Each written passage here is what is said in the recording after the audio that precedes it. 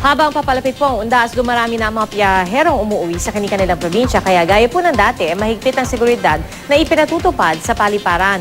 May ulat on the spot si Dante Perello. Dante? Yes, Pia, hindi lamang yung uuwi ng kanilang mga probinsya para dalawin ang puntod ng kanilang mga yumaong mahal sa buhay ang naririto ngayon sa NAIA Terminal 3, kundi pati na yung mga bakasyonista na gusto namang samantalahin yung long weekend.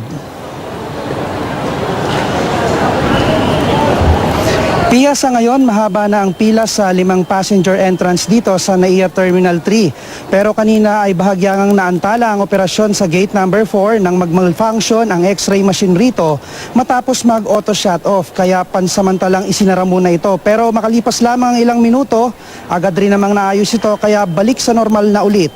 At tulad naman ng dati, Pia, mahigpit pa rin ang seguridad na ipinatutupad rito. Bukod nga sa walk-through metal detector ay may body search rin sa bawat papasok sa loob ng terminal.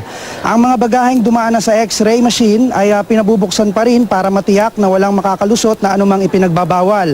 Kanina nga, Pia, isang pasahero na magbabakasyon sana sa Boracay ang kinumpiska at di pinayagang maipasok ng airport security ang dala niyang hair color spray dahil flammable liquid raw ito o yung bagay na maaaring magliyab.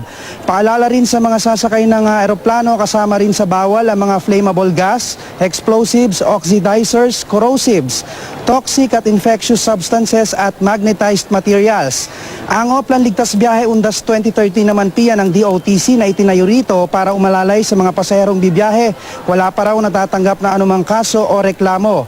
Wala pa rin naitatalang canceled o delayed flights ang domestic flights ng Air Philippines at Cebu Pacific, puntang Cebu, Davao, Iloilo, Tacloban, Cagayan de Oro, Cotabato City, Legazpi City, Jensan, Zamboanga, Osamis, Virac, Dumaguete, Pagadian, Puerto Princesa at Naga. Gayun din, Pia, ang international flights ng Zest Air at All Nippon Airways puntang China, Korea at Japan. Inaasahan naman, Pia, na mas dadagsa pa mga pasahero rito sa NAIA Terminal 3 habang papalapit ang araw ng undas. At yan ang mainit na balita mula rito sa Pasay City. Balik sa'yo, Pia. Maraming salamat, Dante Perello.